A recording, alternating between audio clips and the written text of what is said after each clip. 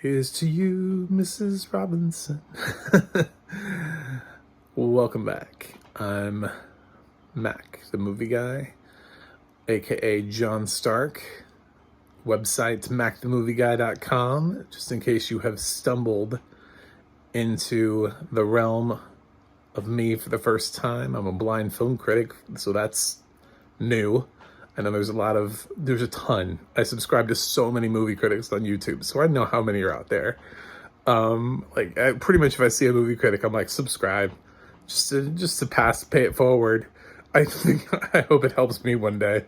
But anyway, so yeah, Cha-Cha Real Smooth, me being blind and talking about audio description, that's what you're gonna get here.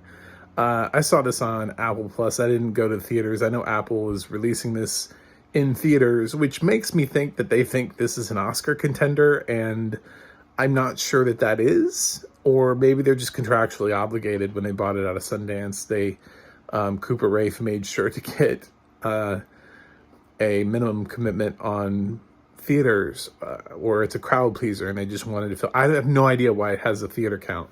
So you might also be able to see this in theaters, depending on where you live. And so if you don't have an Apple Plus subscription, feel free to venture out to your local theater if they're showing Cha-Cha Real Smooth.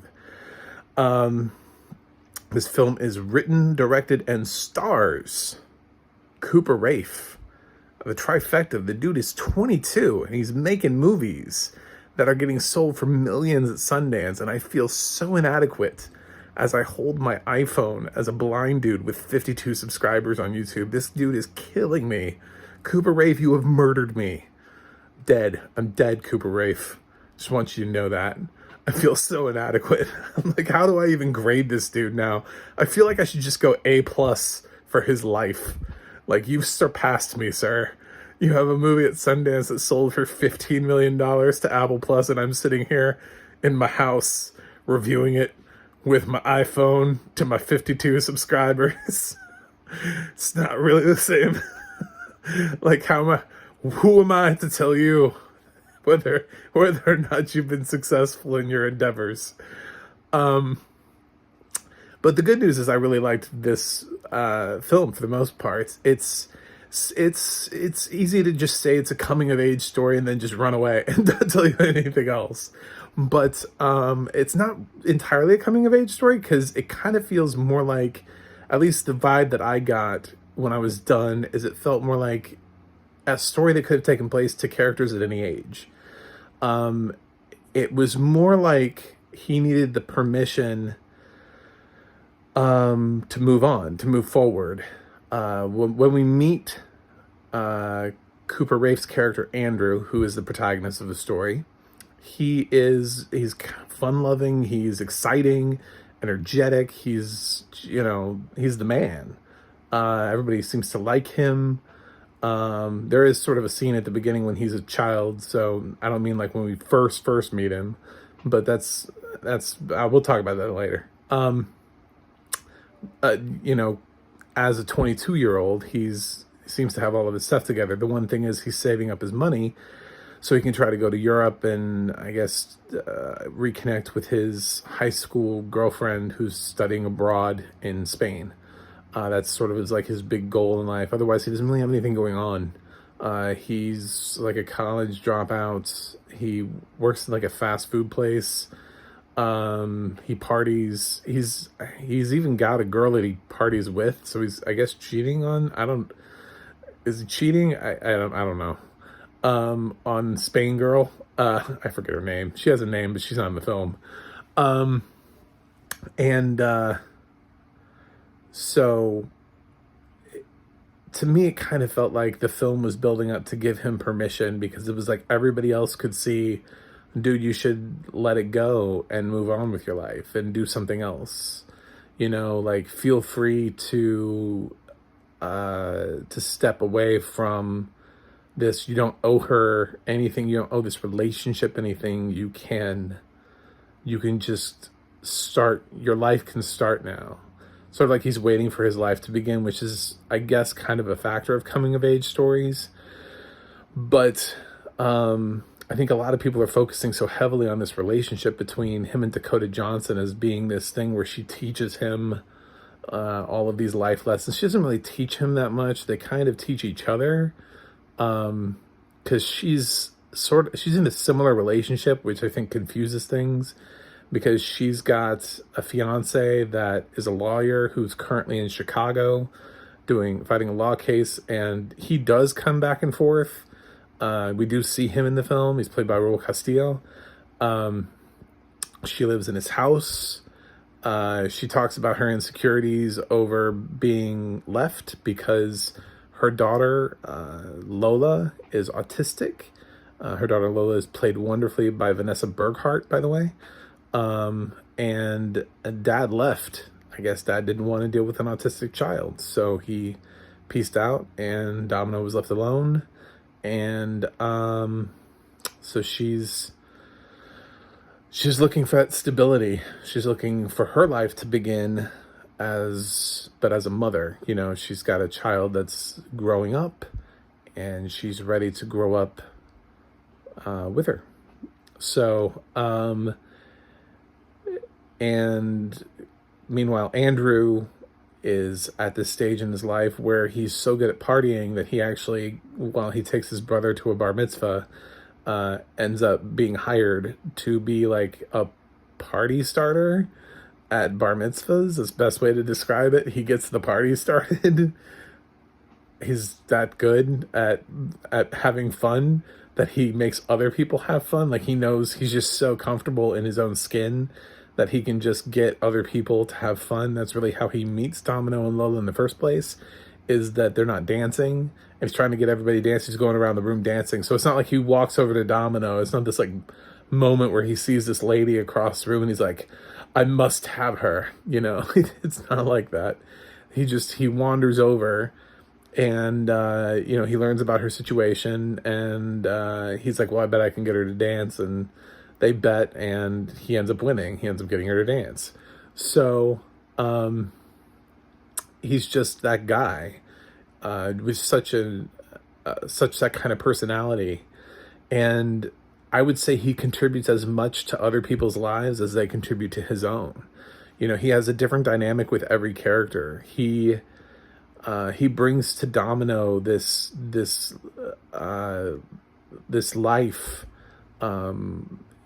lets her know it's okay to be free and to have fun at the same time as having all of her worries.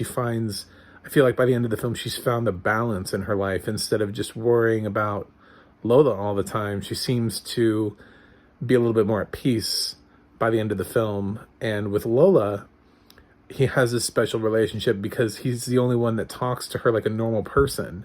He just addresses her like he knows she's autistic, but he just, you know, I mean, he's always aware of her situation and making sure that she's okay, but he doesn't talk down to her. He doesn't talk to her like she's a child. He doesn't dumb down things for her. He jokes with her. He does all the things, and it just creates this welcoming atmosphere for Lola. So that's how they become friends. He has a good dynamic with his mom where they talk, and he clearly still respects her enough to not want her to know certain things about, you know, his life choices. So he hides the things like he's supposed to for somebody who still, you know, respects their mom. And for the stepdad, he just does not give a crap and constantly makes fun of him. And he's got his brother his little brother looks up to him a lot, and he gets to be the big brother that gives him all this advice. So he's got an interesting dynamic that's very different with every single character in the film. And he's fine. He doesn't really need to be fixed. He just needs to know it's okay to start his life too. It's the same thing that Domino is trying to do. She's trying to start her life, right? But she knows it's going to start. She's got a guy. It's going to start. She just has to commit to it. That's what she wants, is for it to start. And meanwhile, Andrew is over here waiting for some girl in Spain, presumably, or using that as an excuse, whatever. And he just needs the permission to not, and to be able to move on. The one thing that I didn't like about the film was that Cooper makes a misguided attempt at the beginning of the film with the scene when he's younger and the younger version of Andrew hits on an older lady, like not a girl in his class. He's with his mom, and his mom thinks something else is going to happen, and then Andrew walks up and asks this, adult if they can go out on a date, and is like, I know I'm younger than you, and I feel like we can go out on a date, but it then kind of makes it seem like he's targeting Domino because of the age gap, but I never felt that as being a thing in the relationship that they ever talk about. Like, she has to remind him of the age gap. He's not really even that aware of it. I don't think he chose her because of the age gap. I feel like, because we see him with girls his age, and it's not like she's necessarily wise or opening his world up. She's not well traveled. She's not well read. She's got nothing going for her except for the fact that she produced a child. She doesn't have like a cool job. There's nothing that's selling that side of her as being the experienced woman, and it's not like he hasn't had sex before, because he has. So there's nothing that she can teach him. So that whole dynamic that we see in films like The Graduate or Tadpole or Prime, three random things thrown out there. It's not the same thing for this film. She could have been any age, and the same thing would have worked out. He could have met somebody who was the same age as him in the film, who also had an autistic daughter that she just had during high school, and the film would have played out the exact same way. The age of Domino has no relevance to the film itself, but it feels like Cooper wants it to have relevance by injecting a scene that doesn't matter at the beginning of the film. That scene could have been left out of the film. The film can start right after that, and then it's a perfect film. But by suggesting that her age matters to him, it puts this other spin on it that's just unnecessary. It doesn't work for this film. He didn't write it that way. The intention is not there the way he thinks it is. He can't just put the scene before the film and then be like, well, I put the intention in there. Now the intention has to kind of stay throughout the rest of the film, and it has to play out a certain way like the other films did, where it was kind of obvious as to why the person was offering them something from the older perspective. It's not just this thing. It's not just like, well, they're older, so that's good enough, right? No. That just means that it's a random thing. The age doesn't matter. So I don't know why we decided to make it a thing for this film. That's kind of my biggest thing. My other thing is, like, Raul Castillo really does feel like he's in like a completely different movie. I don't know that he's a bad actor. I feel like if he was in a different film giving this exact same performance, he'd feel fine. He just feels like he was given this script at like the last minute, and he's stepping in for somebody or something. It's not a bad acting performance. It's hard to quantify it. I think when you see it, you'll understand what I'm saying. He just feels like he's in a different film. The choices that he's making, the way that his character was written or something, he feels like an alien in this film. It's such an odd performance. Not a bad one. I'm not going to say he can't act. I just don't think he's right for this film. I'm not even going to say he's not right for the part, but the tone of the film doesn't fit the choices he's making for his performance. Anyway, that's where I stand with that. The audio description, I left the film and I took a break, and I was done, and I thought to myself, first of all, I love Tansy Alexander. She's great, and this is done by a company I haven't heard before. I have no idea who wrote the audio description, but I love Tansy's voice on the narration. But I honestly don't remember a single character description. I'm not going to say they weren't there, but it's weird for me to not remember a single character being described at all in the entirety of the film. I don't usually feel that at the end where I'm like, wait a minute. Because there were a couple of actors that I'm not familiar with, like what they look like, and I still don't remember what they look like. I don't know if they're tall, short, fat, skinny, what color hair they have. Did they have facial hair? I don't remember. I remember at one point, Andrew had a jacket that became like a plot point, so we talked about the jacket. But in general, I don't really remember character descriptions. So if they were there, sorry that I'm pointing that out, but yeah, this is weird. At the end of the film, I was like, I feel like I have no idea what these characters look like. And it's possible that I tuned out because there's half of the cast that I know what they look like, but the other half I don't. But usually that's not a problem for me. Usually I leave the film knowing. I watch a lot of films and a lot of TV shows, and this was kind of a new vibe for me where I was like, I have no idea what Cooper Raiff looks like, you know? So that's my thought on audio description. There may or may not be character descriptions in here, or they might be very minimal. That's my thought. Anyway, Cha Cha Real Smooth.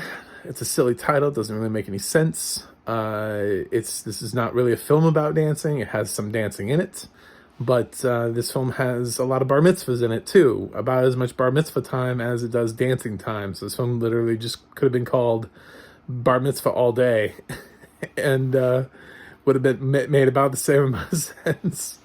So it's just a cute title that's supposed to be unique enough and quirky enough to get you to go, ooh, what's that about?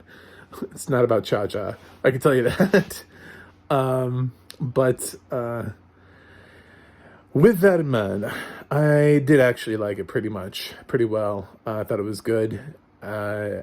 This is not going to get Oscar nominations. I'm sorry, Apple. This is not Coda. I know you think you bought Coda, but you did not buy Coda. Again, this is not. Somebody at Sundance was probably like, oh, we found Coda again.